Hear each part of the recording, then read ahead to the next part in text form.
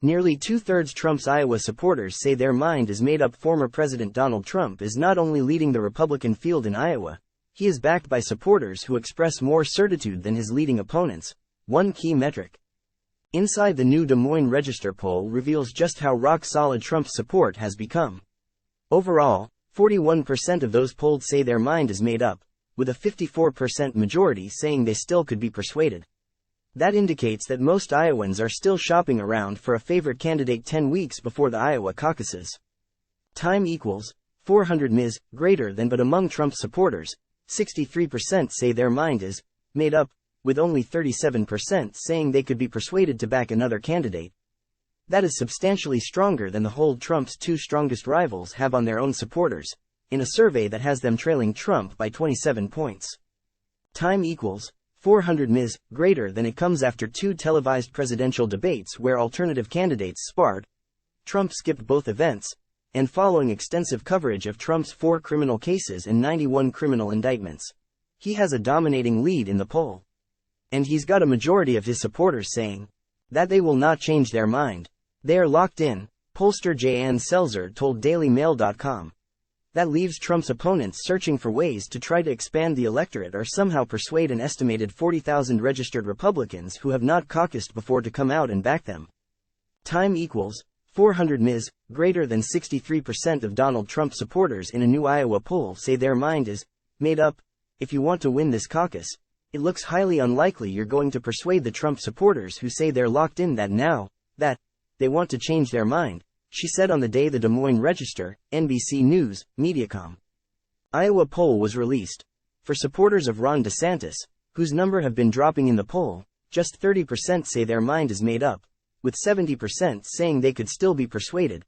Among Nikki Haley's supporters, just a quarter, or 26%, say their mind is made up, with 74% saying they could still be persuaded. Anti-Trump forces have long spoken about the need for the GOP field to consolidate to allow a single figure who could defeat Trump to emerge, and on Saturday former Vice President Mike Pence announced he was suspending his campaign. Time equals 400 Ms. greater than. But there is no guarantee other candidates' supporters wouldn't go for Trump. Even for DeSantis, who Trump regularly mocks as Ron DeSanctimonious and his campaign calls Ron DeSantis, has not built his support only from anti-Trump Republicans. If DeSantis were to drop out in Iowa, 41% of his supporters say Trump is their second choice, indicating his departure could cause Trump's support to spike. A departure for Haley, the only candidate who saw a pronounced jump in the poll compared to August, would send her backers to various camps. Her backers list their second choices as DeSantis, 34%, Tim Scott, 19%, and Doug Burgum, 14%. Just 12% of Haley's backers named Trump as their second choice. Trump holds a commanding lead in the latest Des Moines Register poll out of Iowa, while Ron DeSantis has slipped and Nikki Haley is gaining. But both rivals are far short of the former president. Time equals 400 Ms. greater than. Trump has amassed a 27-point lead over his closest rivals, and he is backed by 43% of likely Republican caucus goers. That is virtually the same as the 42% support he got in the same poll in August. During the intervening weeks, several of his opponents, including DeSantis, sharpened their attacks on Trump, even as he juggled multiple criminal indictments. But Trump skipped the first 2 presidential debates. DeSantis is at 16%, as is former South Carolina Governor Haley, although she arrived there after a 10-point gain from August. DeSantis drifted down from 19% that month. Haley is the only candidate in the survey to achieve a substantial jump. Trump's Iowa lead has crept up to 43% in the latest Des Moines Register poll. Pollster Jan Selzer, who conducted the poll, pointed to the 2 contenders, saying they were on ground that you could only describe as shaky compared to the solid ground that Donald Trump stands on. Texas Senator Ted Cruz edged out Trump in the 2016 Iowa caucuses, but Trump has made a point of cultivating the state's evangelical voters while fiercely defending ethanol subsidies. Former Vice President Mike Pence, who was banking on a strong showing in Iowa and who has been hammered by Trump, announced Saturday he is suspending his campaign. He was named as the top choice of just 2% of Republicans in the poll. South Carolina Senator Tim Scott is at 7% in the poll. That showing, 2 points below his last result, prompted him to tell radio host Hugh Hewitt his campaign was Iowa or bust. Time equals 400 Ms. greater than, we have made the decision that it's Iowa or bust for us and I'm looking forward to being there, he said. New Jersey Governor Chris Christie, whose campaign is focused on New Hampshire, is down at 4%. Entrepreneur Vivek Ramaswamy, the subject of Haley attacks during the last debate, is also at 4%. North Dakota Governor Doug Burgum is at 3%, and Arkansas Governor Asa Hutchinson is at 1%.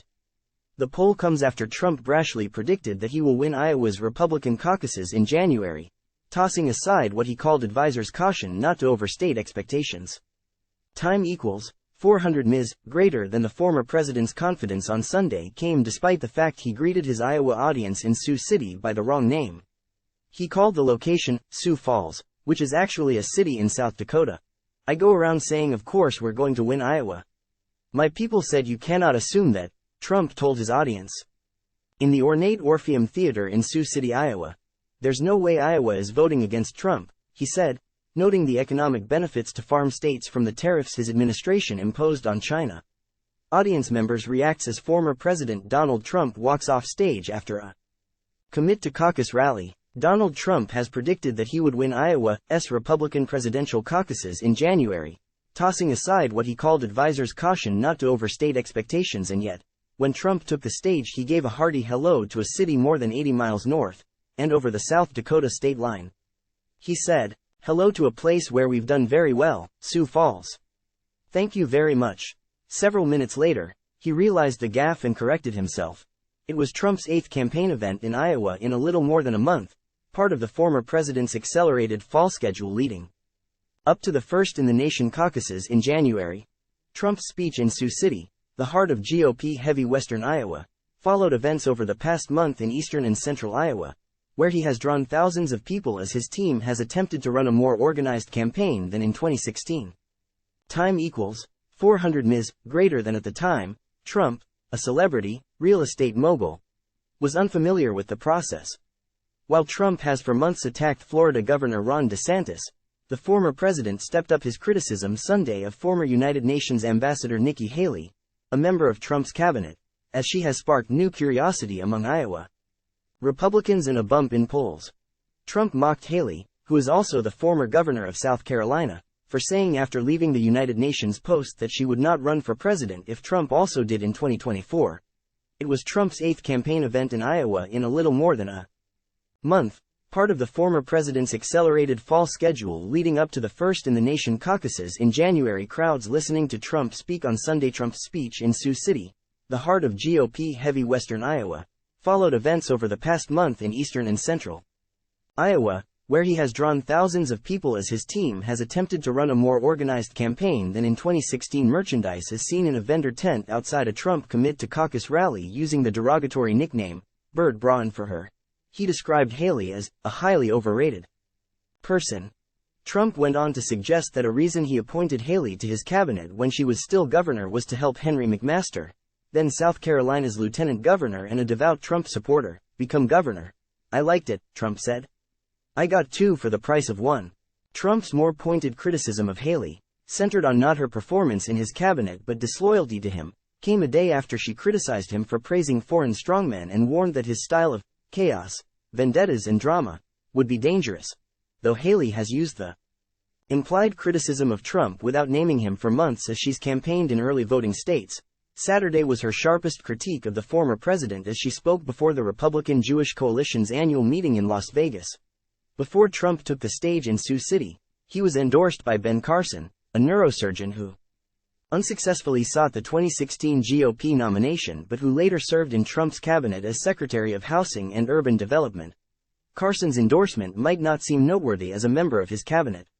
However, some members quit Trump's administration, including Transportation Secretary Elaine Chao and Education Secretary Betsy DeVos. In the aftermath of the January 6, 2021, siege of the U.S. Capitol, both officials cited Trump's actions the day of the violent attack for their resignation.